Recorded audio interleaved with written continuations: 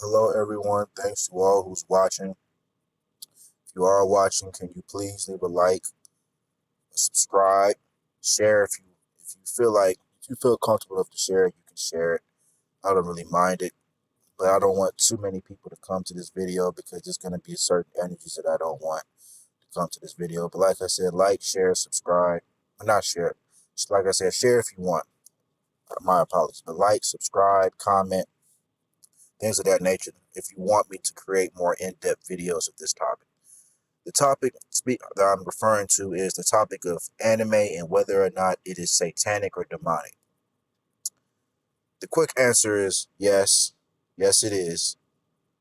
But not all animes are satanic. All of them, at least all of the ones that make it big, are demonic, but not all of them are satanic because there is a difference.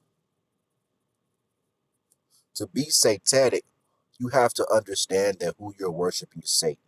Some of these people who create these stories don't know that. Now, um, allegedly, this is alleged. This isn't for fact. This isn't a fact, but allegedly, um, in my view, two of those people are Ichiro Oda and Akira Toriyama. To me, those two, they've made it blatantly clear in their shows that they know that they're working for Satan. But I have Indra pulled up here, the Hindu deity, Hindu false deity Indra, and he's going to be the base that I'm going to use to make it very clear what exactly these characters in these animes are referring to. Because to understand these animes, because I've seen people make videos about anime being satanic and demonic, and from what I see, people don't really go into depth because a lot of people who I see making these videos are people who did not watch growing up. They did not watch these shows growing up, which, it's not a bad thing because these shows are demonic and satanic, and they do witchcraft and spell casting to try to get your mind succumb to a demonic spirit.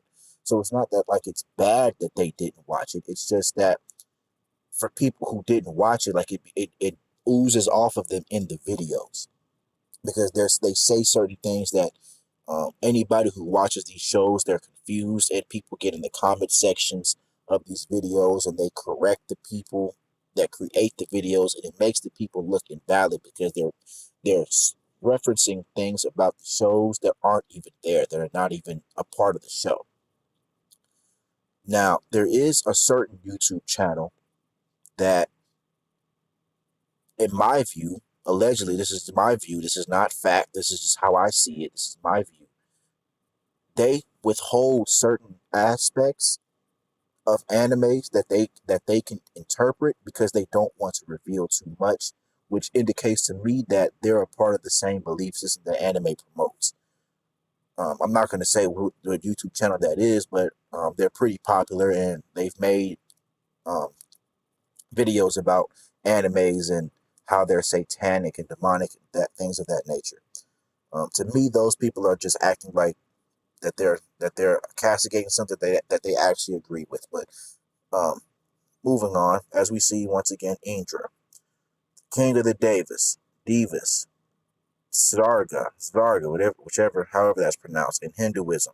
He is associated with the sky, lightning, weather, thunder, storms, rains, river flows, and war.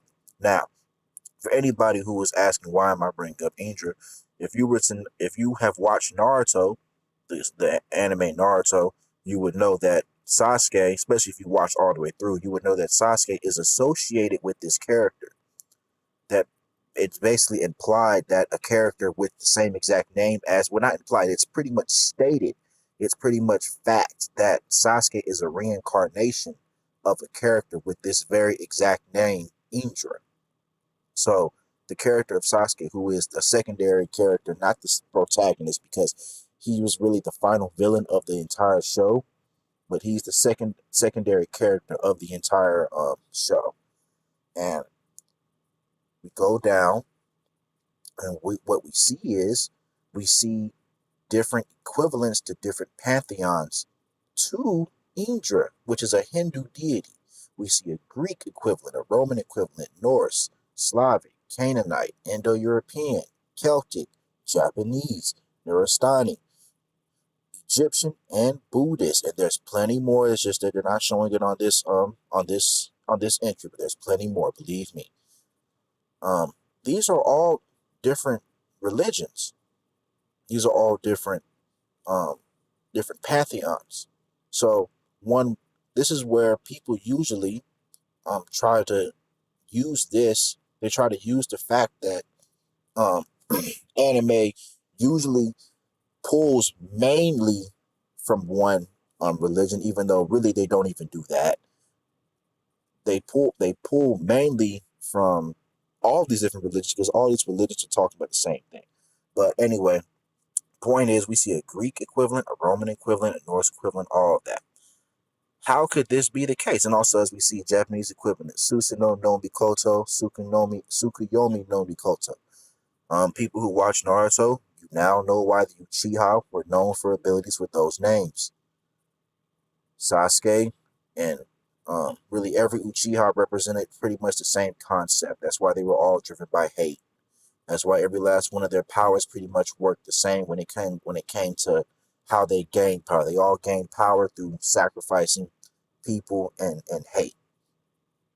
Because what these animes do with which they get from religion is they separate characters, they separate persons, people who actually lived into multiple different characters.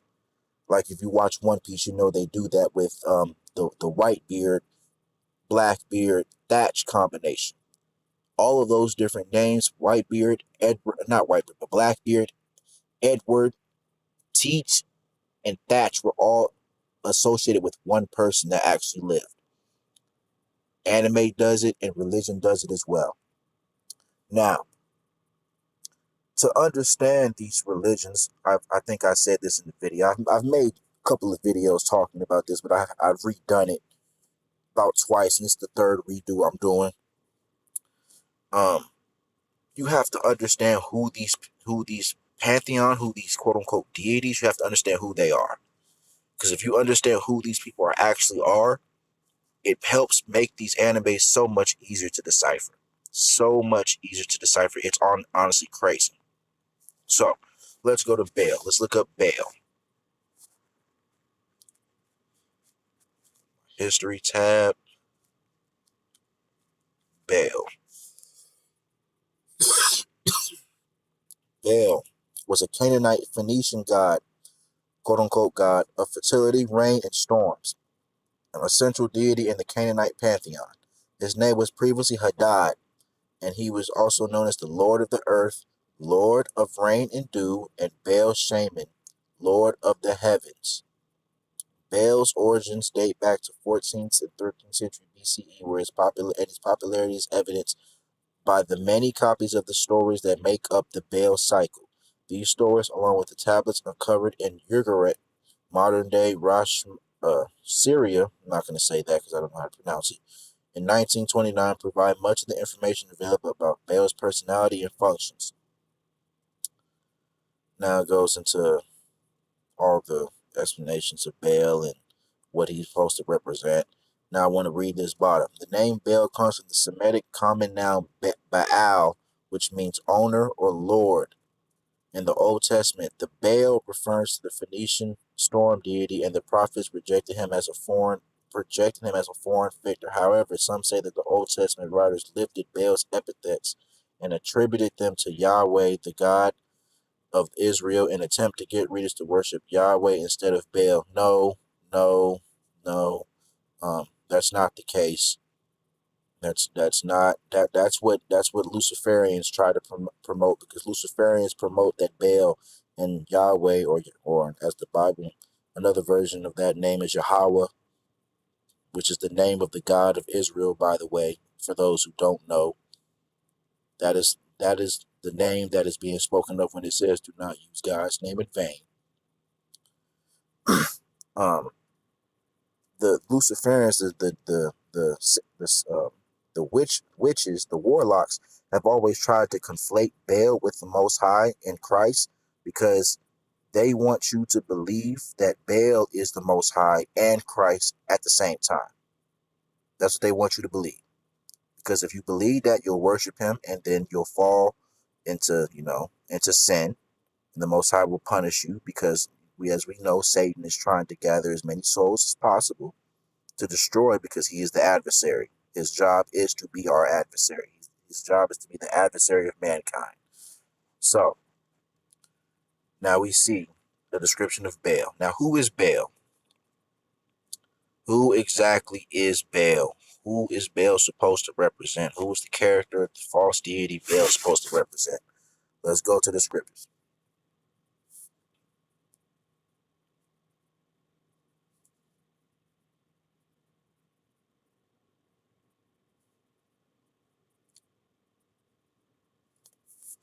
Genesis chapter 10, verse 8. And Cush begot Nimrod. He began to be a mighty one in the earth. He was a mighty hunter before the Lord, wherefore it is said, even as Nimrod, the mighty hunter before the Lord. And the beginning of his kingdom was Babel and Erech and Akkad and Calneh in the land of Shinar. And it goes into where his kingdom spread from there. Then it goes into the genealogies of different people. But the operative, the passage, the part of this passage that is relevant to the conversation that we're having right now is verses 8 through 10. And I specifically counted verse 10 because that's going to be more relevant. That's going to be obvious, not more relevant. It's going to be obvious when I continue to read into chapter 11. But a lot of people try to deny a certain thing about Nimrod. People who claim to believe in the scriptures that I'm not going to reference because we all know who those people are.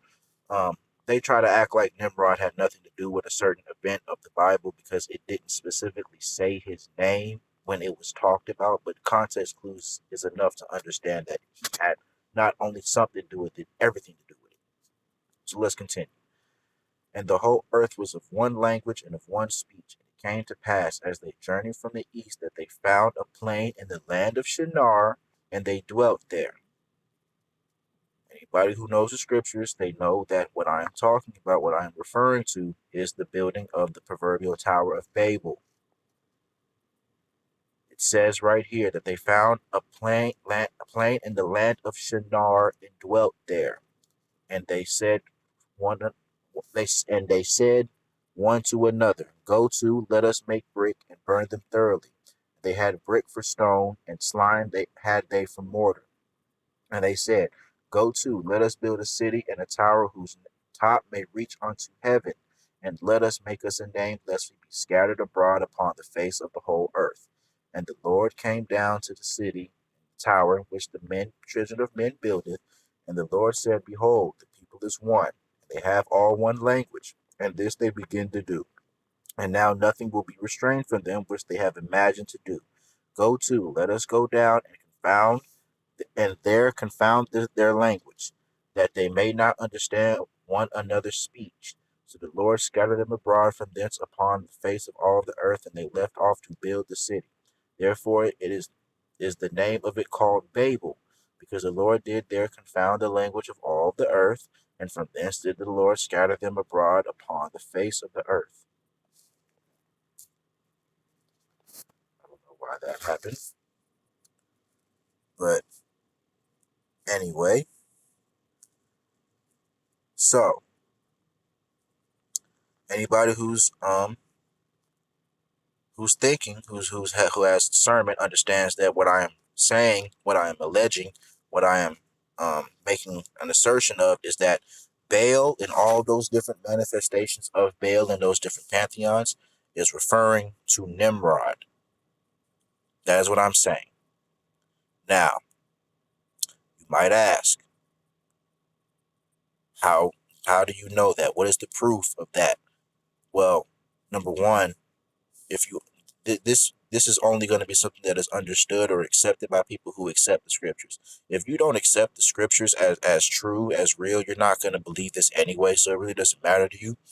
But for people who believe in the scriptures, you have to ask yourself, since you know these deities are false, you have to ask yourself, since you know that they're false, you know that they're not real, you have to ask, where do they come from? And if you use your head, if you think about society as a whole, if you think about society as a whole, you will quickly understand that society, even to this day, worships regular men as gods. You will hear people say LeBron James is a god, basketball player. This is a guy who dribbles a ball, a guy who throws a ball like Tom Brady or Patrick Mahomes. You will see people say that those guys are gods. You will see. I've honestly, because I played an anime based game called Yu-Gi-Oh. I played the game, and the group that I was a part of referred to me as a god just because I was good at the game, and I had to tell them to not do that. But people revere regular men as gods just for showing exploits that they can't do. They've been doing that forever. So we're at Genesis 10, and it says, even as Nimrod, the mighty hunter before the Lord. Let's search what that term mighty hunter is supposed to mean.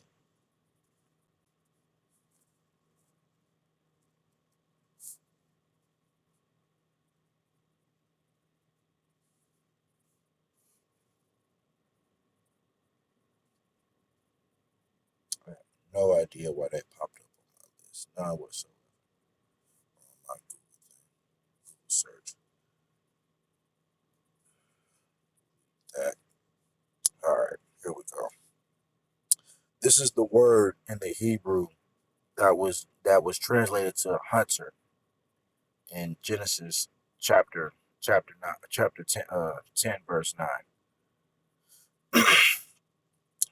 Catches, hunt down. Hold up, go back. Catches, hunt down, hunted me down, hunts.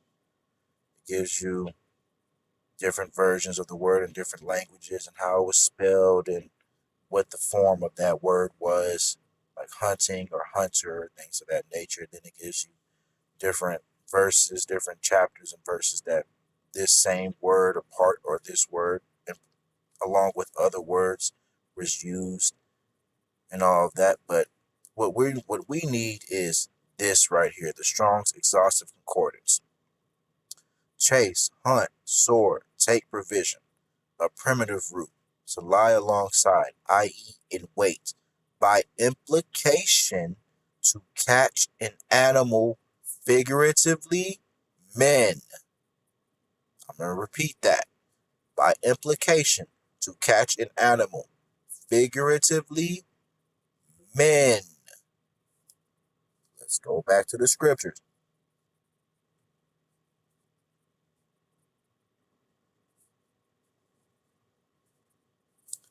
And Cush begot Nimrod. He began to be a mighty one in the earth. He was a mighty hunter of men, in parentheses. That's basically what is being implied, before the Lord. So what is that telling you? It is telling you that Nimrod was hunting, quote unquote, in a figurative way, hunting men to worship him over the Most High, i.e., he was looking to be worshipped as a god.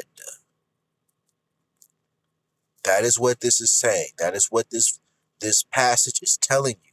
It is telling you that Nimrod got the entire world, as it says in Genesis 11, got the entire world to worship him over the Most High as a god. We know one of the 10 Commandments is to not put any god before the Most High, because any other god is false. So we know that Nimrod was in error doing this. We know this. So therefore, these different religions that come from the Tower of Babel, what happened at the Tower of Babel, that's another aspect of this that people are going to try to act, because I think I believe I said this in this video and not the others that I made and just redid, that people try to act like these religions are standalone, that these religions have no connection with each other, that they're just their own beliefs, they're just their own belief system associated with the people who created them and the people who believe in them. And proof that just cannot be the case. The proof is not the case is when we go back to the different pantheons. We go back to the different pantheons. We see that a pantheon in Hinduism has equivalents in pantheons in the Egyptian pantheon and the Canaanite pantheon. Those two pantheons were created long before Buddhism was even thought of, or Hinduism and Buddhism was even thought of. So how could that be the case?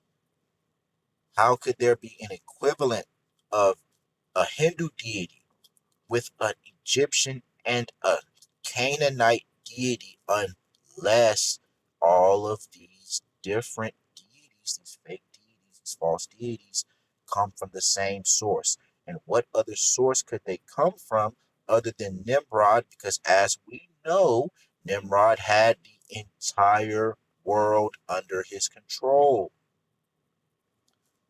So just using your head, if you just connect the scriptures with this right here, you can easily understand that since Nimrod was the king, he was the mighty hunter before the world that was trying to, but before the Lord that was not just trying, he successfully got the entire world to worship him over the Most High, as it tells you in the scriptures. Then these different deities, these different false deities from all these different religions has to be talking about Nimrod. That's the only thing that makes sense. That's the only thing that makes sense. Now, many people will ask, okay, how does that prove that the animes are satanic? How does that prove that? Let's go back to scripture.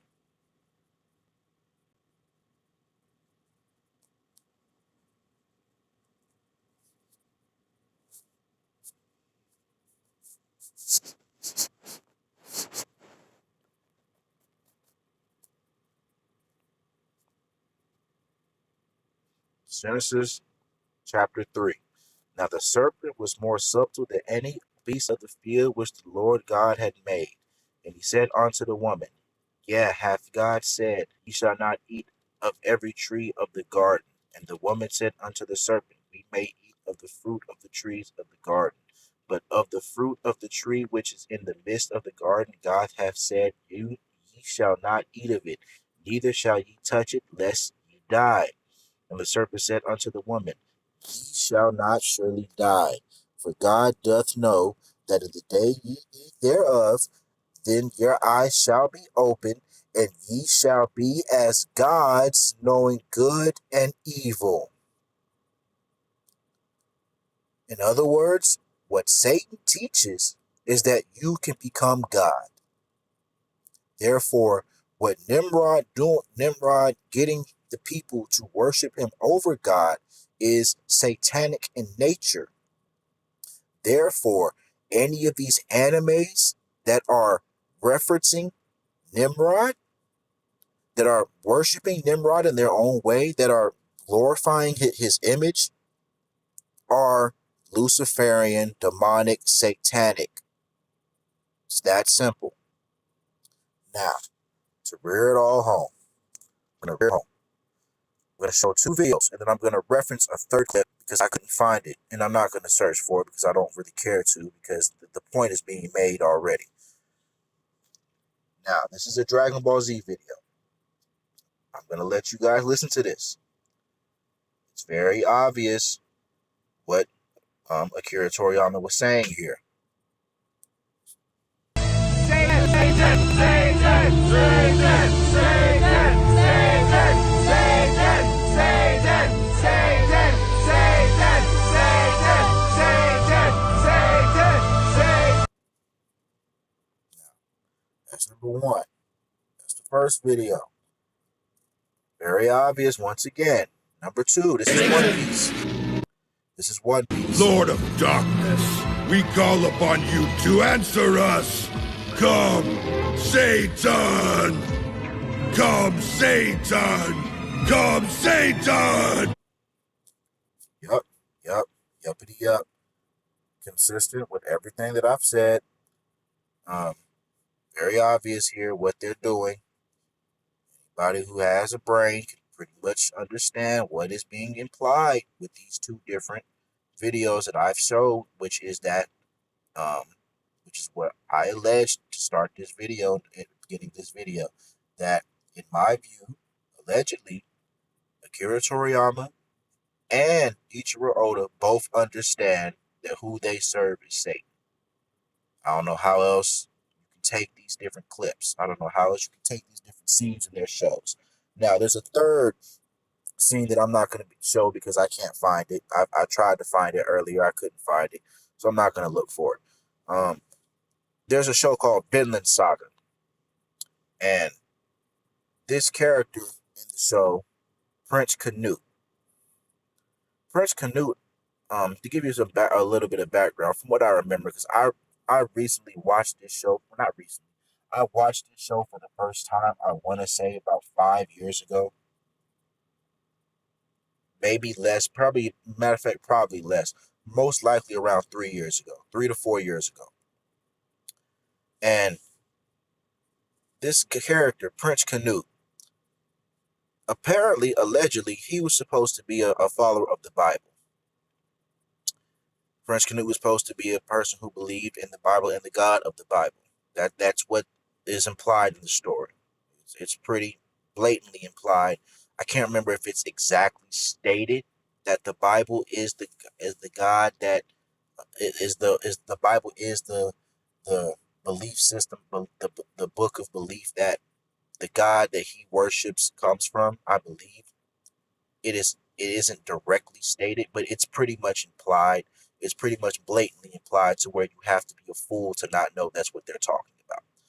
And there's a scene where after this Prince Canute character goes through some, um, you know, quote unquote, devastating scenes where he sees, I guess, children being killed or whatnot. Like if you've ever listened to people who try to attack the God of the Bible, it's the same energy. The energy where they'll say, um, there's homeless people out here. There's kids being killed out here that are innocent. There's women being killed that are innocent. And the God of the Bible, if he's really a God, he's sitting here and watching all of this, and he's doing nothing about it.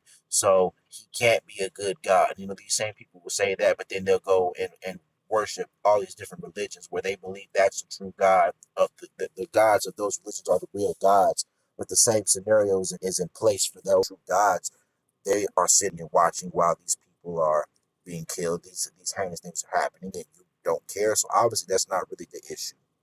But the reason why I bring that up is because this Prince Canute character has a scene where he basically pushes that same energy, and he basically in the scene blatantly um, aligns himself as an enemy of the Most High of the Bible.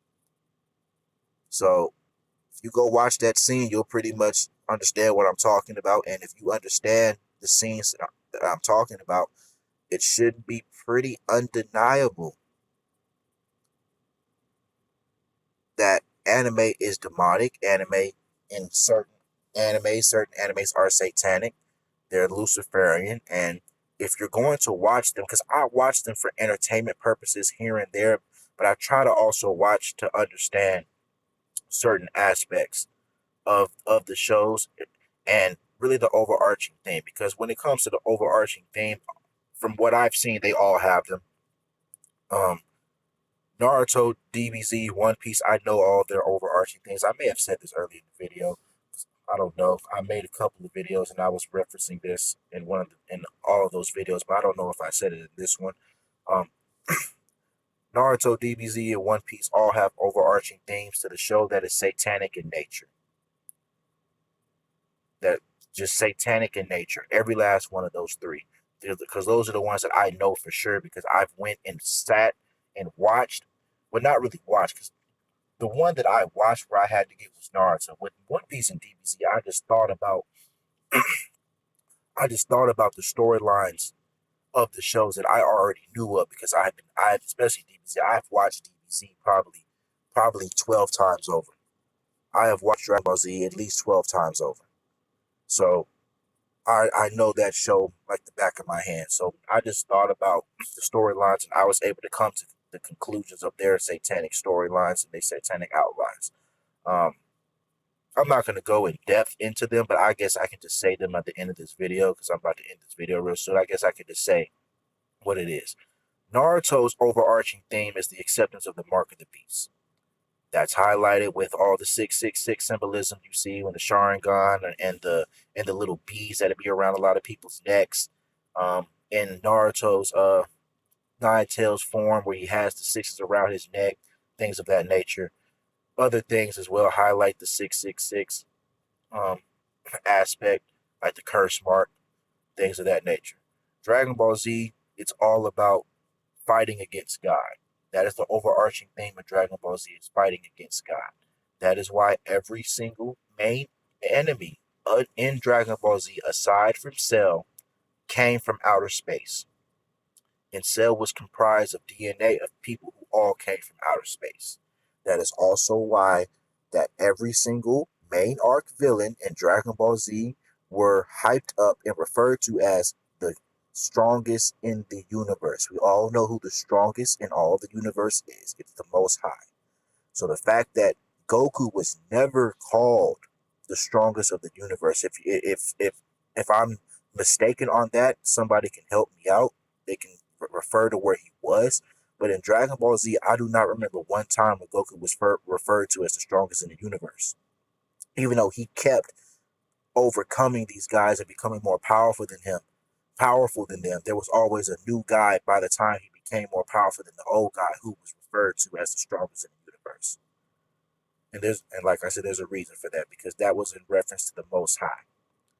And One Piece also has that fight against God aspect, but One Piece, its main, from what I've seen, its main overarching theme is as above, so below, which means as in the spirit world, so too in the physical world. That's why Oda parallels damn near every fucking thing in the damn show, from story arcs to chapters to panels. That's why he parallels everything, because he's basically trying to promote his idea as above, so below, as well as do without will, which is represented by the pirates and them being free and wanting to have the ultimate freedom, yada yada yada. So that was it. If you guys want me to create more videos, first I have to actually get a PC. I'm doing this off my phone. I have to actually, get a computer to where I can make actual better videos, because this is, like I said, being done off my phone, so its quality isn't going to be anywhere near as good as it can be. But if you do want me, like I said, to make more videos going more in depth, I would have to do it with specific anime. I would have to go into Naruto for one video, Dragon Ball Z. I might branch off to other animes that I've watched that I would have to go sit and actually look at, that I don't remember quite as well, like Inuyasha, Eureka 7, things of that nature, stuff that were on Toonami back in the day. But so far, that's it. This is it. I appreciate who all listen.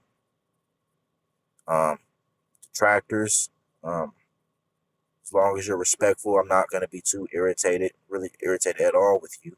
Because as long as you're not being disrespectful, I don't really care what most of you have to say on this topic, because a lot of people who do detract from the idea that anime is satanic are people who are under satanic possession, demonic possession. But like I said, thank you all for watching the video. Please leave a like and a comment and a subscribe, and have a good day.